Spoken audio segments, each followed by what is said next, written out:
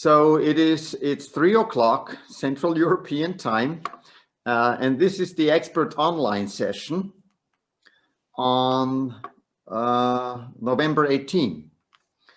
My name is Peter Nopp. My name is Peter Nopp. I'm the director of signal processing research at MED-EL headquarters here in Innsbruck. That's where I'm currently sitting. And I'm your moderator today.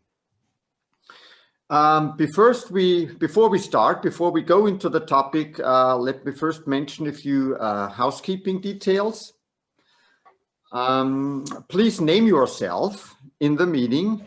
You can do that by clicking on your name in the participants panel, then click on more and rename if you haven't done so yet.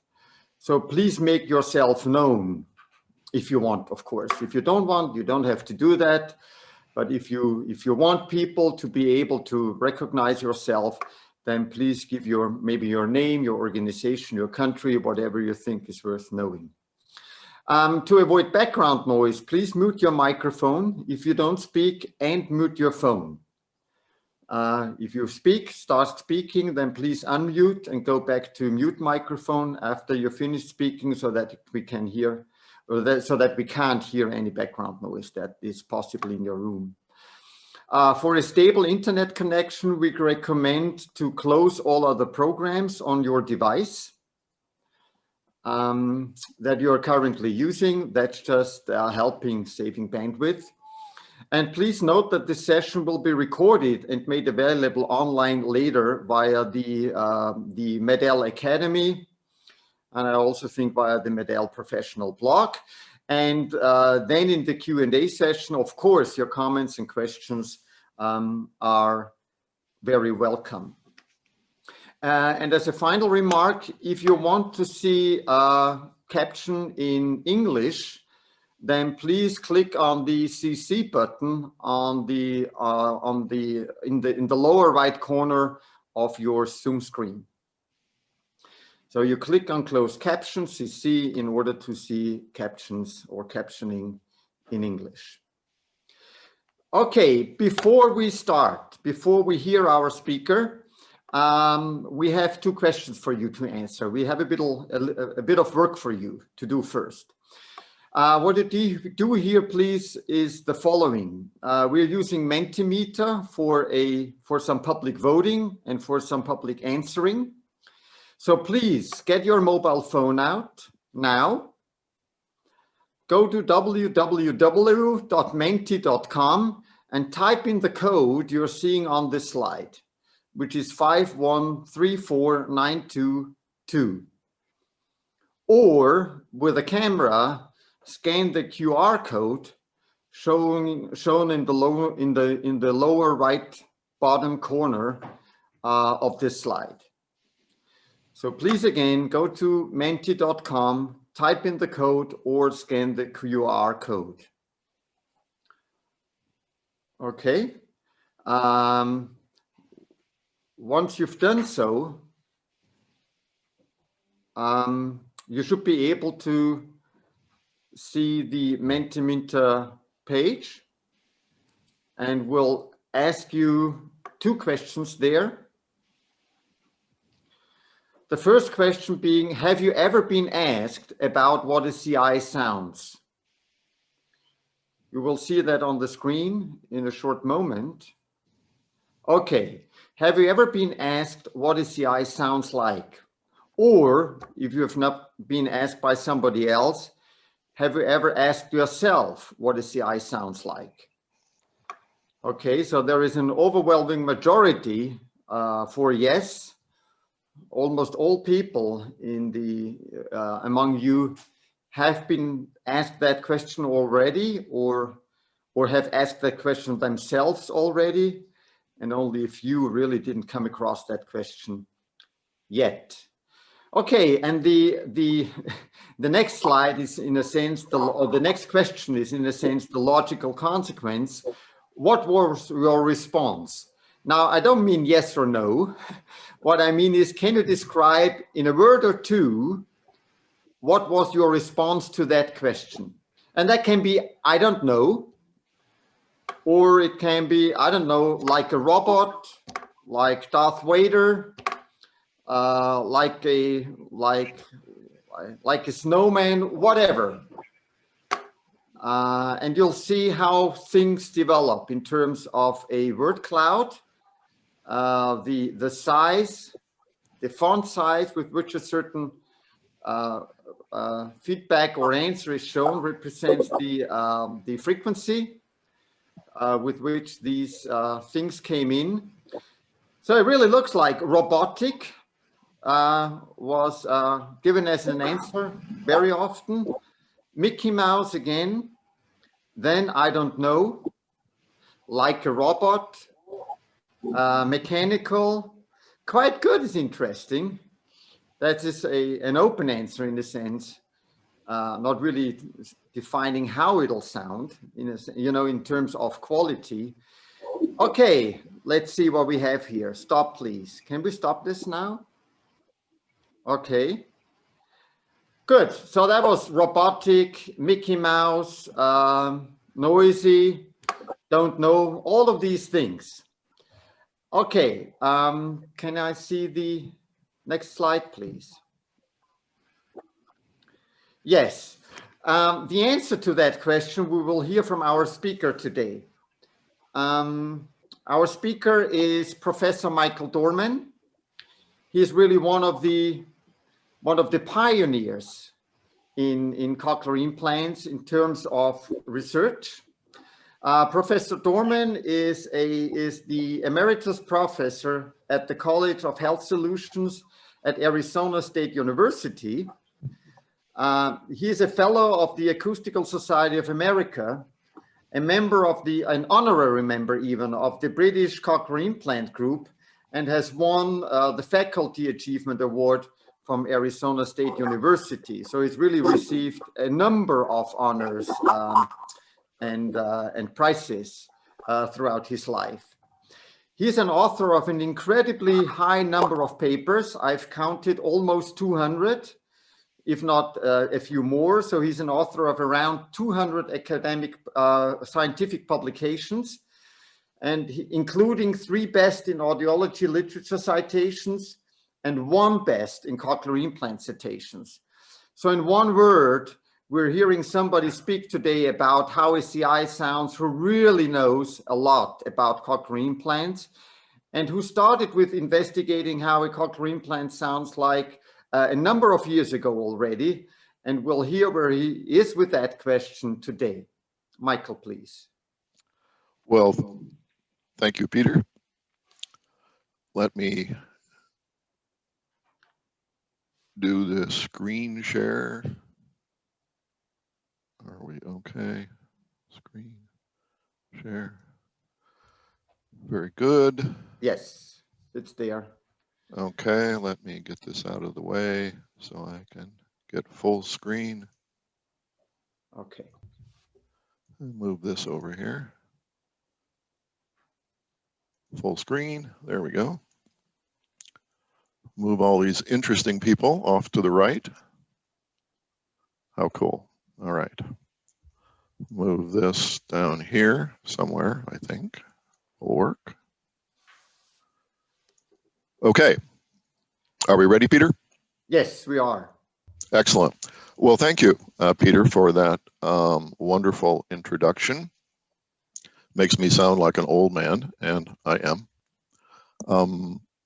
While we're on the topic of introductions, I would introduce my colleagues. All right, come on now. Let's make this work. On the left, we have Sarah Natali, who runs my laboratory and tests all the patients and generally makes things work for us. On the right is Jack Noble. Jack is a professor at Vanderbilt University, and he wrote the code that takes as input a high-resolution CT scan of the cochlea with electrodes and outputs a lot of data about where the electrodes are and the tissue in the spiral ganglion, which is closest to a given electrode in that array. As you'll see, Jack's work is absolutely essential for our work. More recently, we've collaborated with our colleagues at MED-EL on this project also. All right. Well, as Peter said, the problem is, what does an implant sound like? Now, for all of my career, we've worried mostly about speech understanding with a cochlear implant, which is a perfectly reasonable thing to worry about. That's what our patients want to do. But this investigation is about what the implant sounds like, not the intelligibility. So to illustrate this issue of voice, which I'm interested in, we've created multiple voices for this speaker. The sentence is always the same. So just listen to these various voices. As a matter of fact, one or more of these is a voice that a patient said sounds like his implant. So let's listen. Thieves who rob friends deserve jail. Thieves who rob friends deserve jail. Thieves who rob friends deserve jail. Thieves who rob friends deserve jail. Thieves who rob friends deserve jail. Thieves who rob friends deserve jail. Thieves who rob friends deserve jail. Thieves who rob friends deserve jail. Alrighty, so that's the issue of voice. Those are all different voices. The sentences, or the sentence was the same. And the point here is that all of those voices probably would give you the same level of intelligibility. So the level of intelligibility that a speaker shows or a patient shows doesn't tell you about what the voice sounds like. All right. Now, the easiest way, the most obvious way to answer the question of what the implant sounds like is simply to ask a patient. And I really enjoyed your answers, by the way. And the problem with asking a patient what the implant sounds like is that the last thing that most patients remember is a signal through their massive hearing loss, which was right before they got their implant, or a corner audiogram. And for many of them who've been going deaf for decades, it has been decades since they actually heard a clean signal unfiltered by the hearing loss. So when a patient says, oh, the implant sounds just fine, well, what's the reference? Does it sound fine relative to hearing through a massive hearing loss or not? The real problem is that you don't know what the words mean. So, for example, if a patient says the CI sounds buzzy, I can make up a signal with many different buzzes, and they all sound very different. So while you get some information about buzzy, you don't know what that is. You don't know what that really sounds like. And as an extreme example, one of my patients says his implant sounds round. And I have no idea what round sounds like. If any of you have an idea, you should drop me a note. All right. So if we ask our usual patients about what it sounds like, there are some issues in their answers. So let's go to a patient population where the situation is different. We've been working with single-sided deaf listeners who've been fit with a cochlear implant. These patients have normal hearing on one ear. All the data I will show you today is from patients with normal hearing out to 4K. Many of our patients are older, and like myself, they lose hearing after 4 kilohertz. On the other side, they have an ear with a cochlear implant. So these are single-sided deaf fit with a cochlear implant. Our test paradigm is very simple.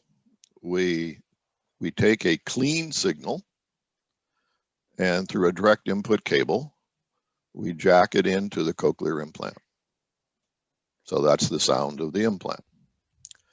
For the normal hearing ear, we take this clean signal and we alter it. We alter it in a bunch of different ways. Like in that word salad slide, we can make it sound Mickey Mouse. We can make it sound Darth Vader. We can make it sound tinny. We can make it sound like a lot of things. And we hope that one of these guesses we make sounds like the implant. And these signals are, again, input with a direct input phone. Okay, so we present a clean signal, make up a bunch of stuff, and we just go through these. Does this sound like this? Does this sound like this? Does this sound like this? Does this sound like this? And getting yes, no answers, we manipulate the signals. Now, if we think about what the implant might sound like, the problem is we have a brain on top of the 8th nerve. I usually make a political joke here about the ex-president of the United States probably being the exception to having a brain on top of the 8th nerve, but I'll pass that. The problem here is that there's these enormous cortical circuits that are involved in speech understanding and in the voice of the implant, recognizing who's talking. This slide, by the way, is a speech understanding circuit, not a circuit for voice. I apologize, but I like it because there's lots of arrows and you get the complexity of this system that we're dealing with. Consider what the system can do. It can make you hear something that isn't there, a hallucination. All right, so this is an incredible system. It can make you not hear things that are there. It can make you see things that aren't there. And so when we ask, well, what does it sound like? We have to think about all this cortical processing, all the information about what the patient knows about the world goes into that decision. And so it's very unlikely, it seems to me, that an implant will sound like the output of the signal processor or an engineering diagram of the signal processor. That would assume there's no brain on top, but there is a cortex on top. Well, let me show you how we do our work. So here's the test procedure.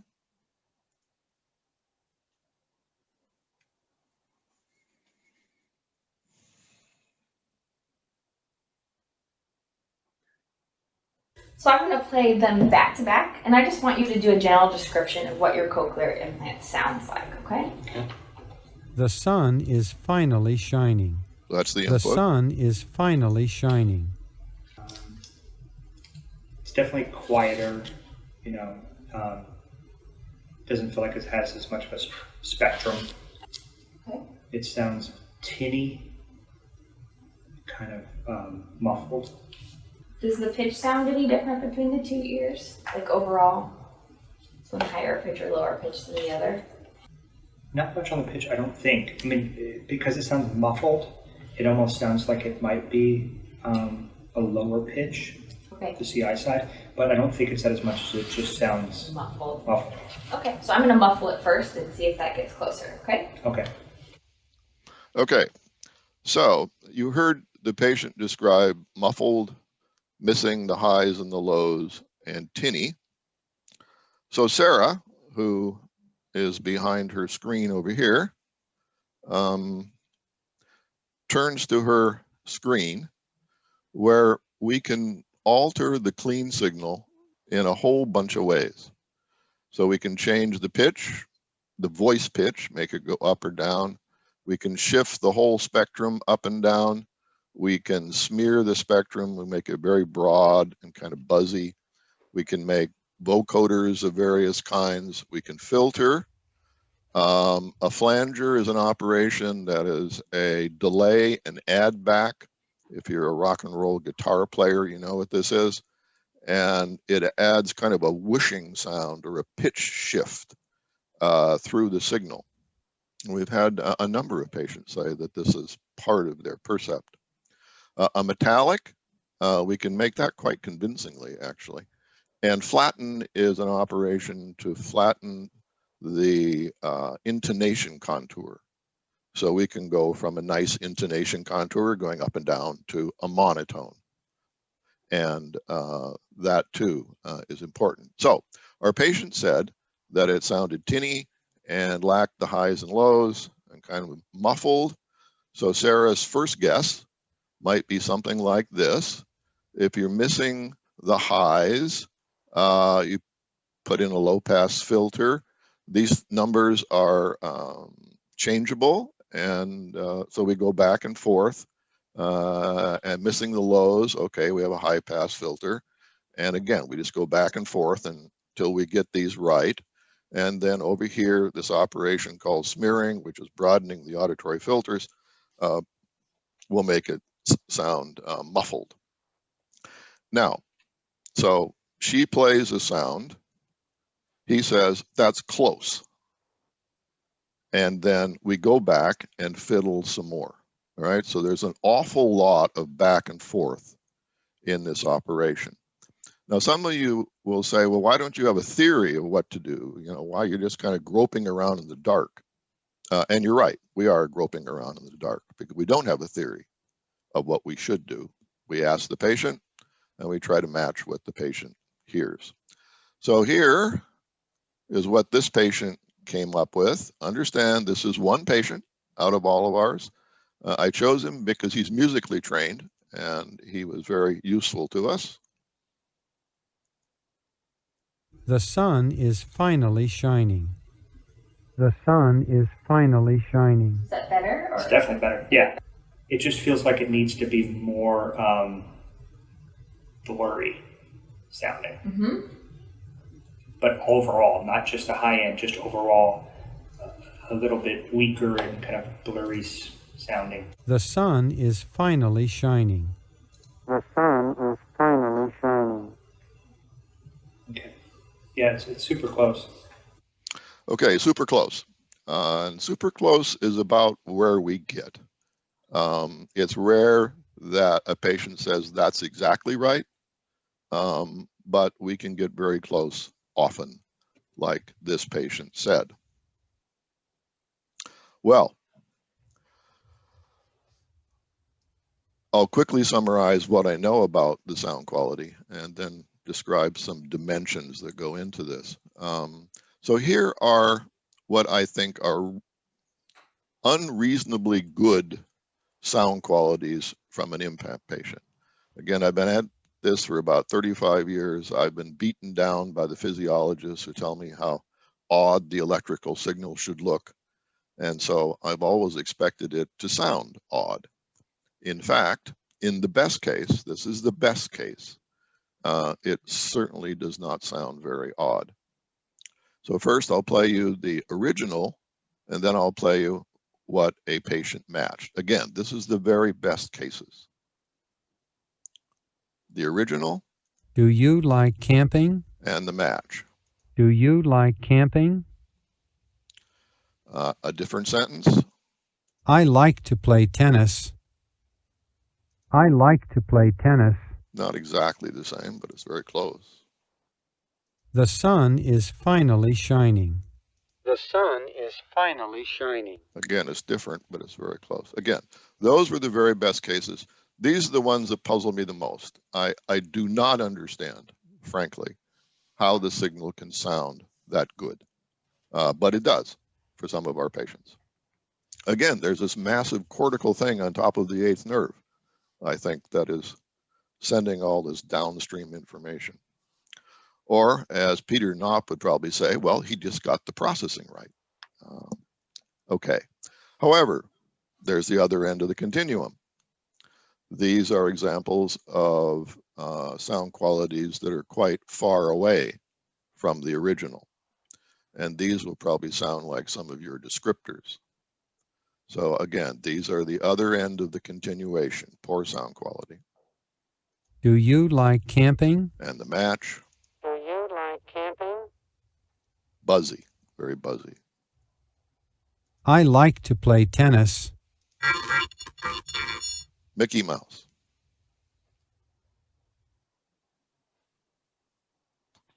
The sun is finally shining. The sun is finally shining. Again, quite distorted. So that's the range that we get. I played you the best. I've played you very poor quality, and our patients fall in between. Thankfully, the mean, as it were, is towards the better end than the poorer end. Now, let me show you what it doesn't sound like. If you Google up cochlear implant simulation, you'll find noiseband vocoder. And I'm pleased to say that an implant does not sound like a noiseband vocoder. It would be painful if one had to listen to something like a vocoder all of their life. So I will play you vocoders, and the no means it does not sound like this. I like to play tennis. That's the original. Here's a noise coder. Whoops. Here we are. I like to play tennis. It doesn't sound like that, thankfully. Here's a sine coder. I like to play tennis. Doesn't sound like that either. Although there are certainly cases where we've added noise in the background and we've added some ringing kind of sound like the sine coder in the background along with other things. But our work and other work in Europe suggests that no, the noiseband vocoder is not the answer for what it sounds like. Now, what's interesting is that the noiseband vocoder and sine vocoders are good models for speech understanding, speech intelligibility. So you can vary the number of channels, and that works very well. You can change the output bandwidths, and that works very well. But my point here only is that it's not what it sounds like. And when Bob Shannon wrote his first paper on vocoders, and he wasn't the first to invent the vocoder by far, he never claimed an implant sounded like this, only claimed that this was a model for speech understanding. Well, let me turn now to one account for one aspect of the variation in sound quality. This is just one aspect of the sound quality. And I illustrate it because I think I understand it. The other stuff I don't understand. So let's imagine we have acoustic hearing. And in the case of acoustic hearing, by definition, the 100 hertz component of the signal is at 100 hertz in the cochlea, or vice versa. However, with electric hearing, and here we have a two-dimensional squished representation of a three-dimensional cochlea with electrodes in the cochlea, these little brown dots, and you see that the electrode, even though this is a 28 millimeter electrode, a long electrode by most standards, there are longer, doesn't go all the way to the apex. So functionally, you're taking the speech spectrum here and you're shifting it up. You're starting it at a higher value determined by where this most apical electrode is and where the current goes from that most apical electrode. And so there's this upshift and offset for, I think, all cochlear implant patients, unless they have a very long electrode, like a 31 millimeter electrode, and then you can get quite close to low frequencies. Okay. So you want to know where the electrodes are. So this is my work with Jack Noble, who's been very kind to do this with us, and again, more recently with the Innsbruck Research Group. Here's a 28 millimeter array. Each of these brown is a contact, and the most apical contact is here. Again, the apex is up here. So that's the most apical contact in this array. Here's some variation that I've seen in my work. So here is a 28 millimeter array that ends up near the 270 hertz place. So that is a deep insertion. And here is another array from a different manufacturer, which was designed to be shorter. And you can see here is where that array ends up. And that's near the 780 place frequency in the spiral ganglion. So this signal should sound much more Mickey Mouse or upshifted than this signal. And in fact, this signal itself is upshifted, given that the first filter in the Med-El array is the 125 or so 120 hertz center frequency. And so even that might sound upshifted. Well, let's see. Here are data I've collected for patients with the 28 millimeter array. The point is that the electrode doesn't always end up in the same place for every patient, even though the array length is the same. So here's electrode 1. This is the insertion angle. And you can see for some 28 millimeter arrays, they end up with a 600 degree insertion angle, others a 400. So it's a 200 degree difference between patients. And so this should be relevant to some dimensions of sound quality, this difference in where the electrode comes to rest. Now I'm going to change the y-axis to frequency instead of insertion angle. Okay, nice. So now we have frequency of the nearest tissue in the spiral ganglion.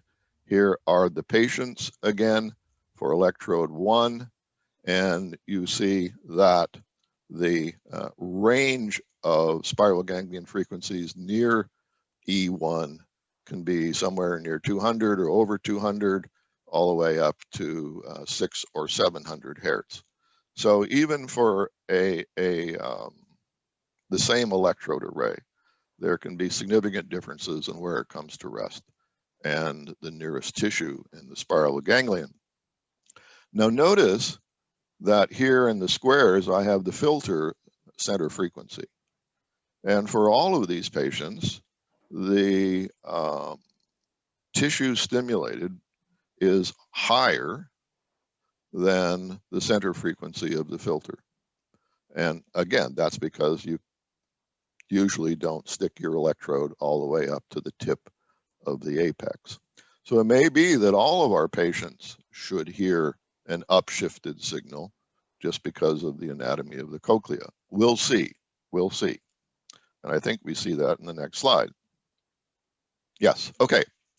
So here's the easiest way to show and to hear what it would sound like if your electrode wasn't as deep as another electrode. So here we have an original signal. The sun is finally shining. Fine. Here are data from a patient where the most apical electrode was near the 390 hertz place. So again, that is functionally upshifted unless the current goes all the way down to the apex.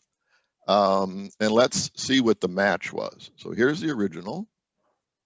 The sun is finally shining. And here's the match.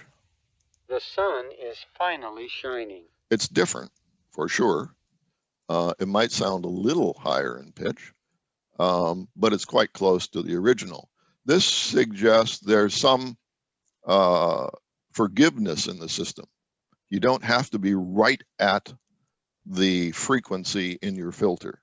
You can be higher than that.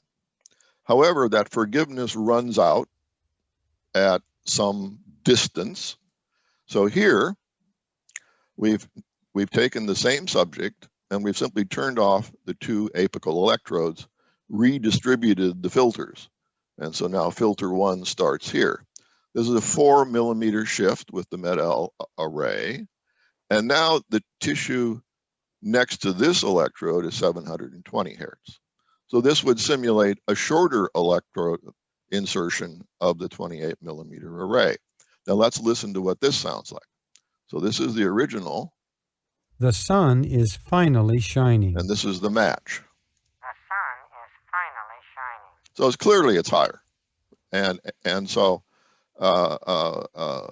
the electrode insertion depth does make a difference. And now you're going to ask me, what's the threshold here between not having an upshift and having an upshift? And I don't know the answer to that. That will come out after I test a few more patients, I think. All right, so here's Mickey Mouse. Your patients hear Mickey Mouse, and this is something like what they're hearing. The sun is finally shining. Okay, now let's take intelligibility out of the equation. I assume if you're listening to this, you've understood that material. Now we're going to do it in Polish. And although we can't do an online poll, I don't suppose too many of you speak Polish, but maybe so. That would be wonderful. I hope my friend Artur Lawrence is listening. At all events, these are work we did some years ago with Artur and his group. Now, again, I like this, and maybe this is how we should do it always in a foreign language, so we take intelligibility out of the issue. So we have the original, we have a patient with a short electrode and a patient with a much longer electrode. I think this was a 24, and I think this was a 28 millimeter array. So here's the original. Na ulicy stoi stary samochód. This is a shorter electrode. Na ulicy stoi stary samochód. And a longer electrode. Na ulicy stoi stary samochód. So again, shorter. Na ulicy stoi stary samochód. Longer. Na ulicy stoi stary samochód. Okay, and so their intelligibility wasn't in the way, at least for me. And so the differences in pitch were clearer. Now I emphasize that this is just one dimension of a multi-dimensional stimulus. And I explain this to you here only because it seems to make some sense to me. So let me play again the range of sound qualities that we've obtained in our work. And again, understand that the good sound quality is the ones that puzzle me, not the poorer ones. So here is, do you like camping? Do you like camping? This is poor sound quality. Do you like camping? And better. Do you like camping? Another sentence. I like to play tennis. Poor sound quality. That has a little vocoder in the background, I can tell. And this is good sound quality. I like to play tennis. And for the last one, the sun. The sun is finally shining. Poor sound quality. The sun is finally shining. And good sound quality. The sun is finally shining. So, like you, my patients have described objectively now quite a range of sound qualities. And if we could go, if I could take a patient from poor sound quality to good sound quality, I would consider I had done something useful in my life. But I don't know how to do that. And I hope one of you people who are younger and will have a long time to do this can take on this project. Because at least with the single-sided depth, you can get these objective measures. And it would be a very sweet paper to start with something like this and get it to this. I like to play tennis. That would be quite the project. I wish I could do that. Well, here's a summary. In single-sided deaf patients who've had time to adapt to their CI, voice quality can be quite good if the most apical electrode is reasonably near the place frequencies of the input signal. The system has some ability to normalize shifts in frequency.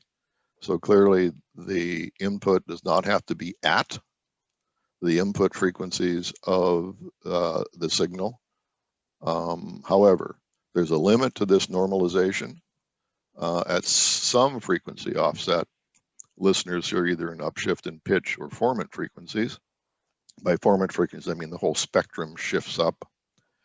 But the most common thing that we found is muffling to one degree or another, which we recreate by high pass and low pass filters. Muffling of the low frequency end seems to make good sense to me if these electrode arrays are not as apical as we would like, and therefore having a high pass filter at 3 or 4 or 500 hertz makes all the sense in the world. The low pass filter that we commonly use for many of our patients in order to get a nicely muffled sound quality is more of a puzzle to me. Because patients hear the higher frequencies. If you stimulate electrode 12 or 11 or 10, they hear it clearly. Yet when we do these sound quality matches, we commonly have to roll off the high frequencies. And those two observations don't fit together very well. And finally, for our best matches, the patients say the match is very, very close, but. And in only a few cases have the patients said, oh, that's exactly it. That's precisely it. And when they do say that, I'm worried, actually. Most of them say that's very, very close, but you need a little tweak here, or you need a little more frequency here, or a little more buzz up there. So what I'm saying is these matches that I've played for you are approximations. They're good approximations, but only in a few cases are they spot on to what the patient hears. Okay, I've spoken about the voice of an implant. I've played good quality, poor quality. But the point of our work, as you all know, is to get patient functioning in the real world. Not worried about voice qualities. We want them to function. So finally, I will end with a little chat I had with one of my favorite young patients. She'd had her implant for several years. She was single-sided deaf, a musician. She plays in a trio, plays violin. And here's an interesting story that I'll leave you with that I find fascinating. She said, and her mother confirmed, that she tunes her violin to the other members of the trio. And when she does that, she needs to have her implant in. She says, the signal sounds better with her normal hearing and her implant. Even though the implant's not reproducing pitch right, she needs it to tune her violin. A very, very peculiar story, but it fits with other work on music perception. So let's see what she says about losing one ear and then getting that ear back, and whether getting the ear back gets her back functioning in the real world in the way she would like.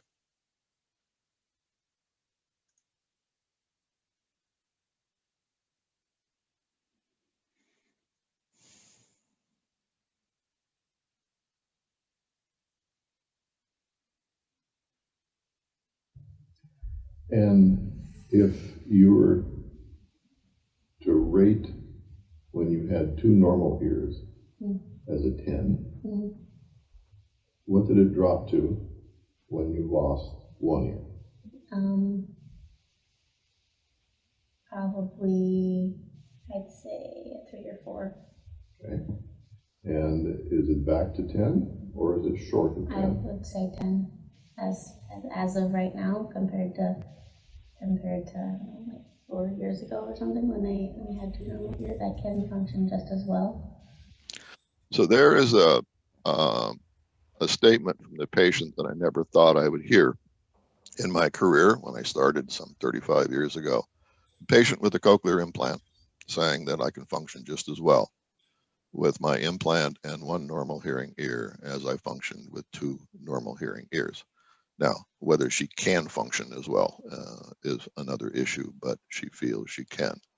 And if that's the case, most generally, then the provision of a cochlear implant for the single-sided deaf is the most effective use of a cochlear implant, because we may be able to get them, at least in their own minds, functioning at a level that is very near normal.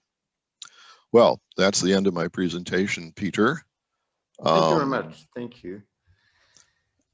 Thank you, Michael. So, you're welcome. You're welcome. That was very interesting, I'm sure, to all of us. Maybe you can stay a bit longer for the Q&A. Oh, absolutely. Okay, before we go into the Q&A, we'll do some socializing in Corona times. So to speak, we'll do a group photo. And the way you do a group photo these days is you all switch on your camera now. Switch on your camera, please. And we'll switch to grid view, or whatever that's called, or public view, or so, whatever that's called in Zoom. So that's what's called a group photo today. And now wave, hello. And then they'll do a screenshot. And if you want to describe to your children or grandchildren something about the year 2020, show them the group photo and tell them this is how we did group photos in 2020 because we couldn't meet otherwise. But anyway, that's what it is. So please keep your camera now switched on so that we can see each other. Please unmute your phone if you want to ask a question, and let's go into the Q&A. Please keep your camera switched on. Is there any question somebody from you would like to ask to Professor Dorman? Just feel free, just join in. No hand raising. Well, you can raise hands also. Just join in. Please speak. Can I? Yes, of course. Go ahead. Michael, François Bergeron, Quebec. Have you looked at any correlation between length of deafness in the deaf ear of those single-sided deafness patients with their perception of quality? And is there any relation between those two variables? Good question. And how are you, Francois? Fine. Good to see you. No, I don't have enough patients with enough different durations to answer the question. My patients tend to be very short-term deaf. And in the United States, this is brand new. And so when otologists find somebody who has just lost their hearing, I generally get that patient very quickly. So I don't have enough patients to answer your question. Good question. Okay. What do you think the answer would be, Francois? I have a feeling that maybe there is some kind of correlation between the perception of quality and length of deafness, expecting that people with shorter length of deafness would have a more normal feeling of the new sound of the cochlear implant than people with longer deafness. And the testimony that you've shown in the last slide reminded me of a patient I saw many years ago. She was 10 at that moment and she got a meningitis, and we implanted that child as soon about a few days after she got the meningitis.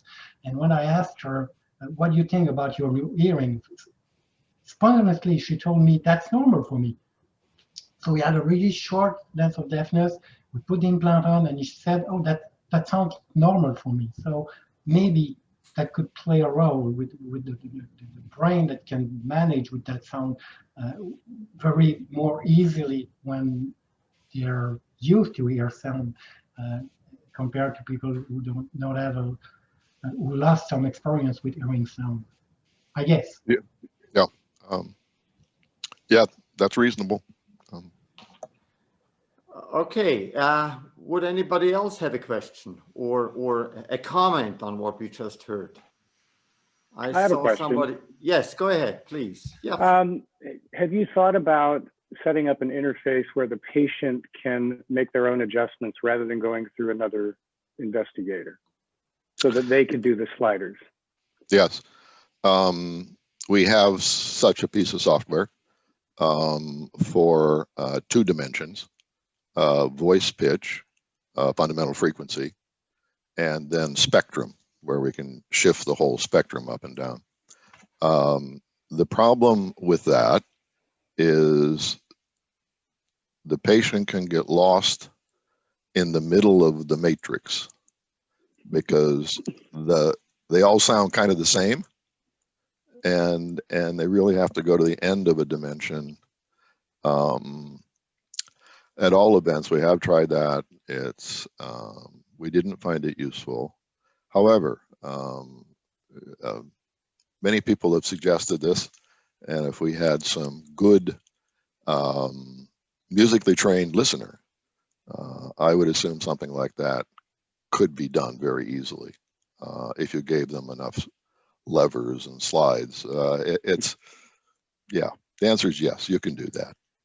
Okay. Thank you. I think maybe Michael, you can add that in your experiment is basically a guided interview, but it's always done by the same audiologist. That's right. So although the result might not be unique, in a sense globally, your results are consistent among themselves, right? In the sense that the approach always was the same. Yes. Yeah. There's good reason to worry about experimenter bias and other kinds of things. The reason that I don't do the testing is because I am biased. But I'm sure Sarah is biased now too. And there's just no way out of that. I don't think that it makes too much difference, although if you were just to jump in this without any idea of what you were doing, you might get into a strange place in a matrix somewhere. You have to have a little experience. Okay. We have a question via the chat. Can I see the question again? And it's about speech testing. It's from Bernd Starkman. Great presentation, thank you. Did you perform any speech tests in those patients? And were they anyhow related to sound quality? The surprising answer is that you can have poorer speech quality, and you can still have pretty good intelligibility. So, but remember, I'm saying Darth Vader, for example, is perfectly intelligible, and Mickey Mouse is perfectly intelligible. I would imagine that the more real distortion you put into the signal, then there'd be some relationship. But things like Mickey Mouse or Darth Vader or these other kinds of voices are okay. Okay. Thank you. More questions, more comments. I have a question. Yes, of course. Go. Hello there. It's Nikki Campbell from England, and I'd like to say thank you very much for the excellent presentation as always. And I've got 2 questions really. The first being, in terms of intervention, what do you do with these patients? Is there any specific training that you do? And in the second instance, whether you've looked at things like speech perception and noise, localization and tracking with these patients. Okay. The first question about training is no. My lab is a research one, and the clinical work is done downstairs. So no, I don't do training. We collected all of the measures that you describe on these patients. So we have localization, we have speech understanding and noise. The correlations, again, my sample size is so small, about 20 patients now. Again, this procedure is new in the US. It's been in Europe for a long time, but it's new in the US. So I just don't have enough patients to know what these correlations look like. I do know that the very best single-sided deaf patients with an implant can localize with a RMS error of about 12 degrees, and normal is 6 in my lab. And the upper end of normal is 11, 10 or 11. So it was very surprising to me that the electric signal could be used so effectively by some of the patients. Although if you ask them, I think, and maybe your patients will tell you the same thing, even the ones that do very well in the lab will say, no, I can't localize at all. They're pretty, they're never cheery about their localization ability. Okay, some more. I have a question. Yes, please. Who is that? Sorry, Chris. Ah, yeah. Chris, yeah, go on. Yeah, and it follows on from Nikki's in a sense. In terms of the patients that you showed, 2 of them you mentioned in terms of music, they had really strong acuity in terms of their music abilities beforehand and then after implantation. Do you think there is any possibility that music can impact then in trying to improve that post-implantation with the one side in terms of frequency and frequency alignment?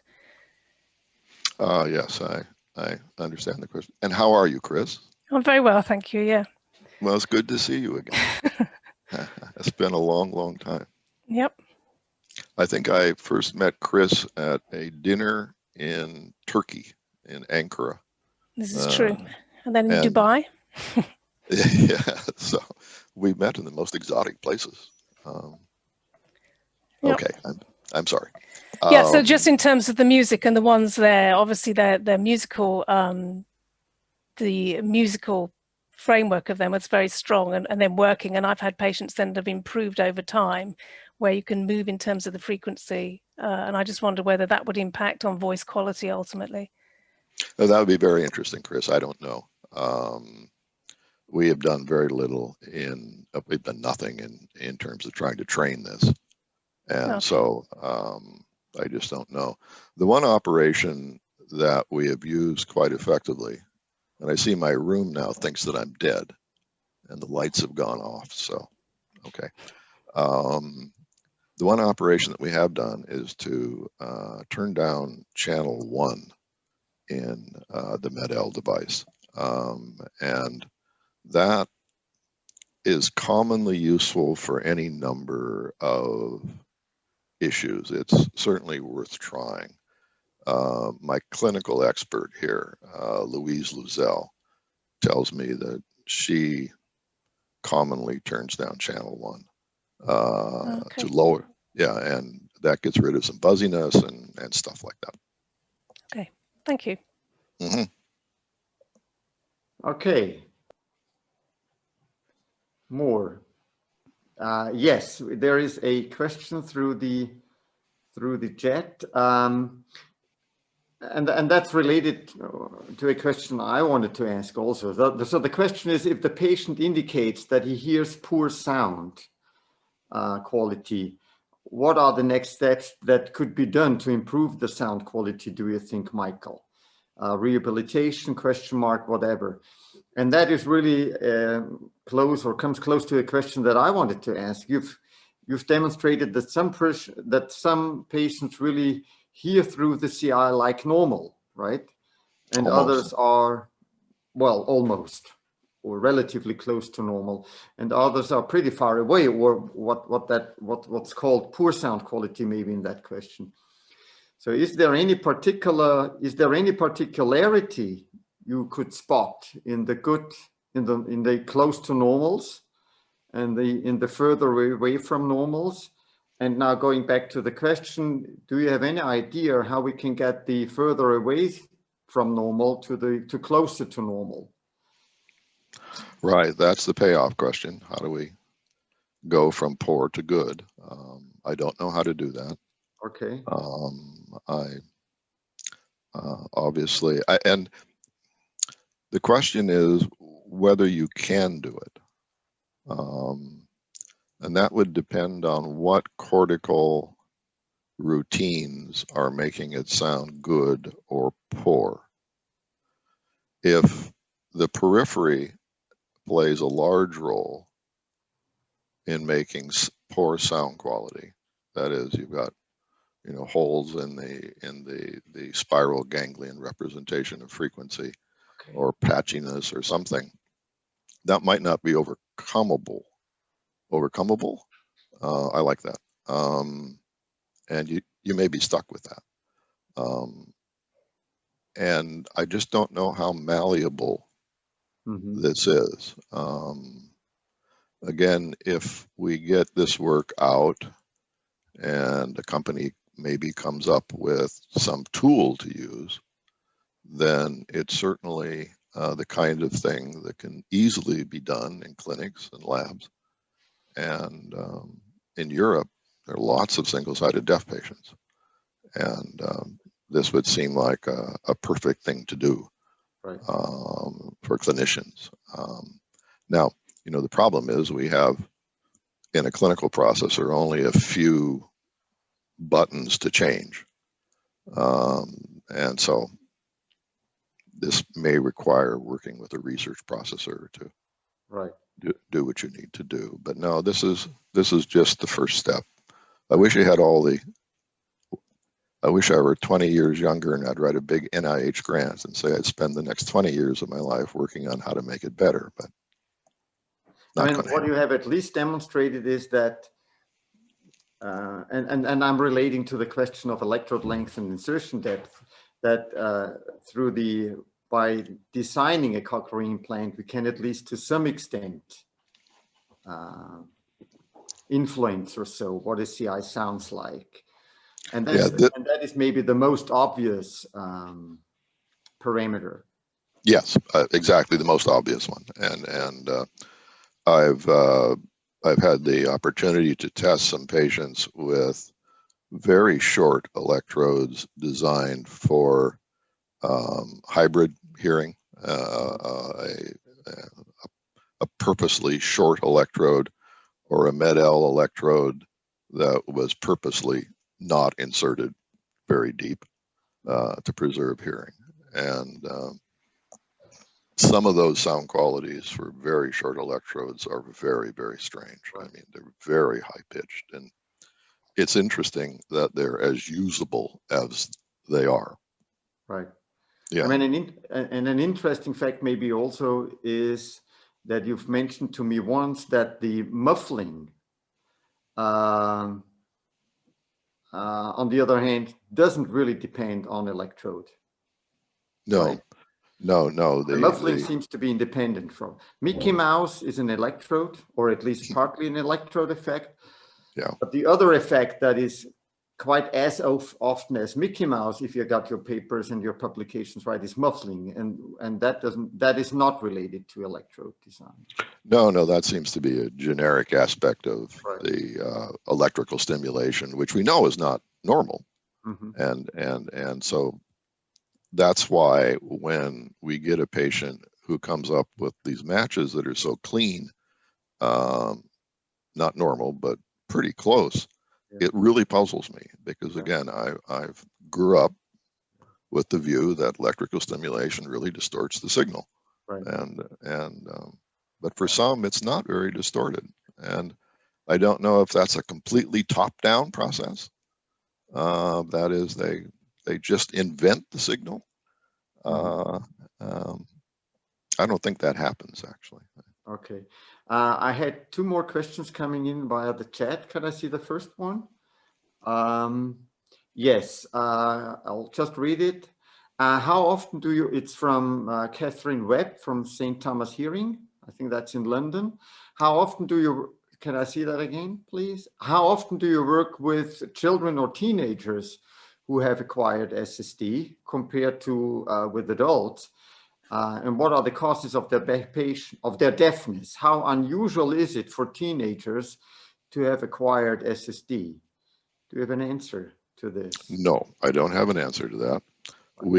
Early on, we started to work with children with SSD. But we found that they're poor describers. of what they hear. Mm-hmm. And they're not very good at doing the experiment because they commonly say yes. Does that sound right? Yes. Does this sound right? Yes. So we tested 4 or 5 5-year-olds and 7 years olds, and we just gave up and said, nah, we don't know what we're doing. Okay. Yeah. Okay, let's give us 5 more minutes. We're over time already. Leave any time if you want, but let's give us 5 more minutes to see whether there are more questions. Are there more questions? Yeah. On I would the have video? a question, Peter, to Professor Dorman. Yes, who is that? So hi, this is Michael speaking from Medical Innsbruck. From space? Yes, from space. I'm at the ISS at the moment. Yeah. Now, what interests me would be: have you ever tested the same patients again after some time? So maybe after half a year or a year, so that maybe their psychologically or psychoacoustical impression of sound changed over time because due to, I don't know, brain plasticity or adaptability. Yes, yes, we have tried to do that. It has been hampered recently by COVID.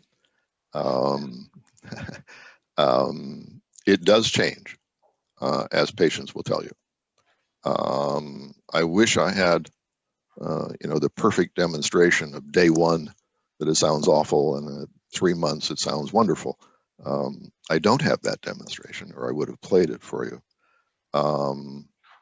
It does change though, and it does for some. Maybe all of them get better, but the asymptote may still be very far from where you want it to be.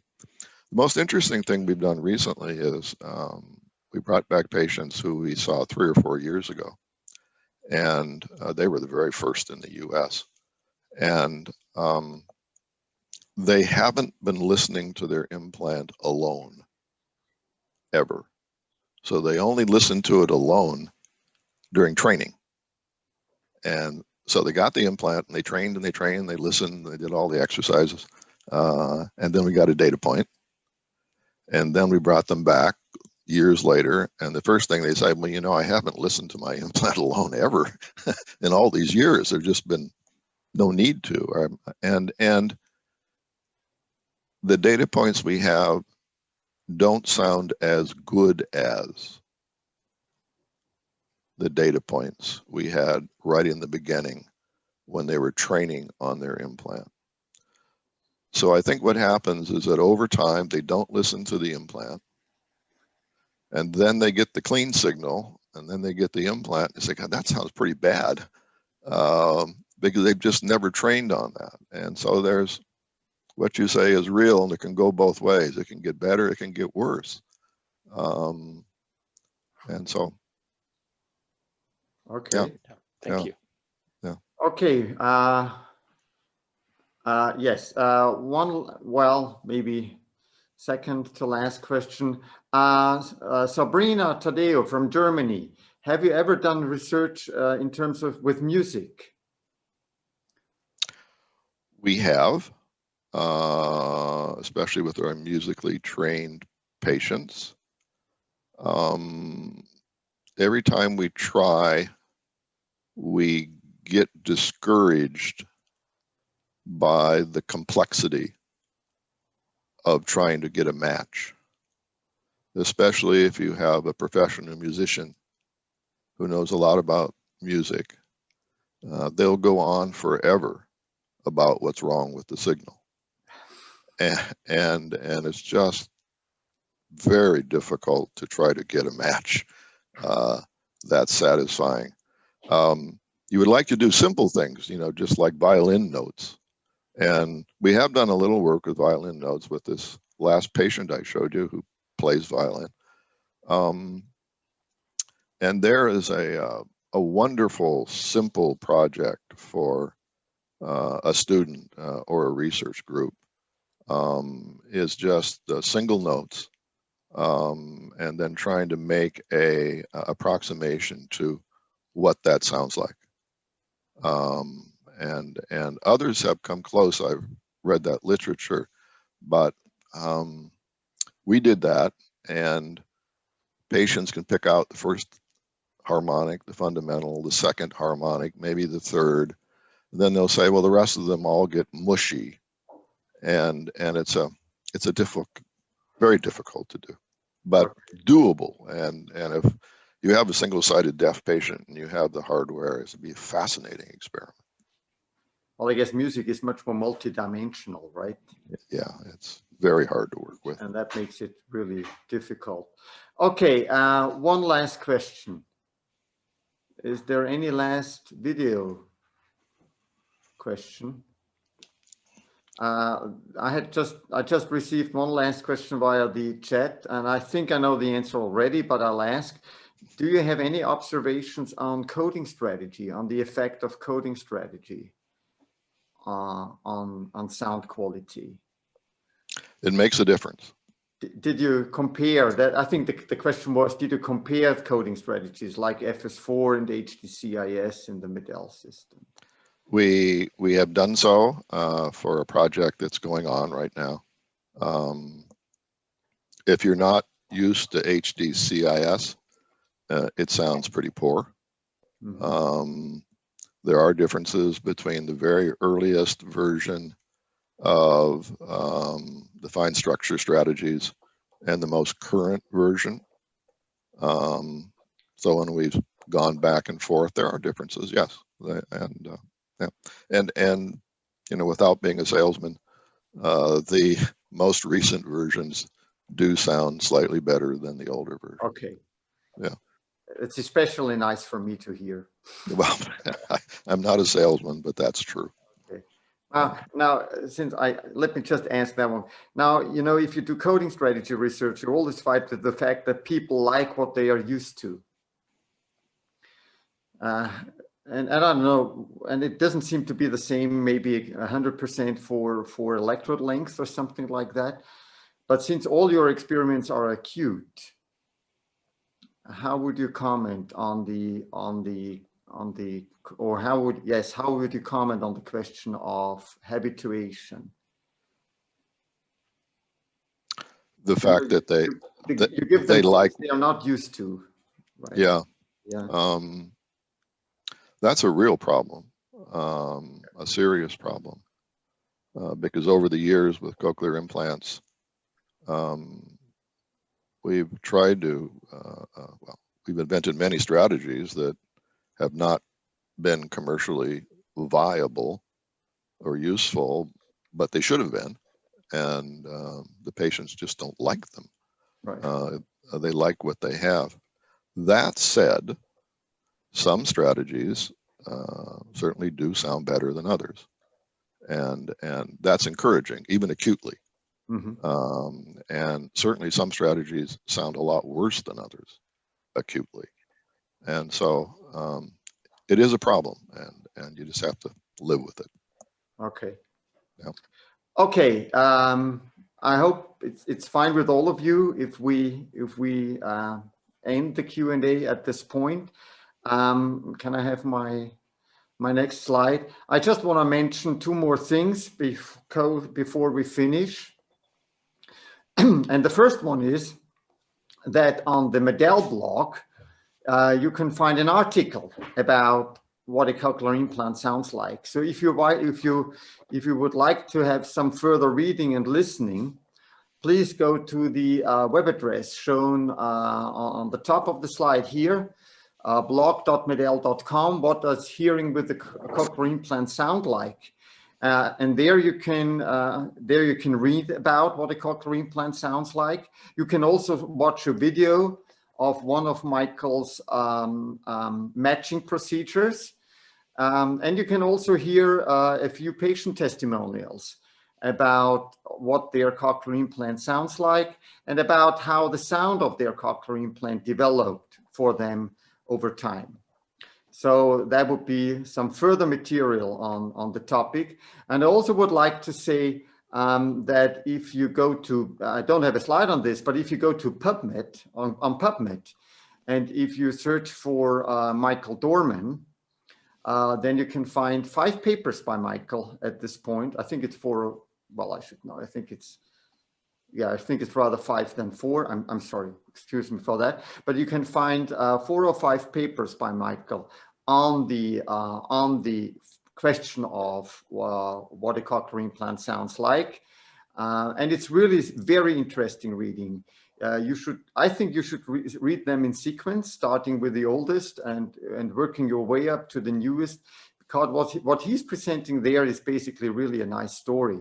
The first paper is what a cochlear implant does not sound like, to start off, and that's, we've heard that already. That's the noise vocoder, the sign vocoder, and a couple of other things. And then he's presenting the electrode length story, where he demonstrates that the shorter the electrode, the more pitch shifted towards higher pitches the sound perception is. And the last paper is a summary paper, maybe on the Medell users he's done in his study. So that's really interesting reading the blog and Michael's papers. Okay, and the last thing I would like to do for today is to announce the next Experts Online, which will be on remote rehabilitation. That'll be on the 2nd of December 2020. Again, 3 o'clock in the afternoon, Central European time. So let me say thank you very much to Michael for your time, getting up early. Michael is based in Arizona, so it's really got an early morning today. Thank you very much, Michael. Thank you very much for your presentation, for your time, for your answers. Thank you to all the people listening. Thank you for your time. Thank you for your interest. Have some further reading, as I said, if you're interested, and we'll expect to see you back again at ExpertsOnline in 2 weeks. Thank you very much.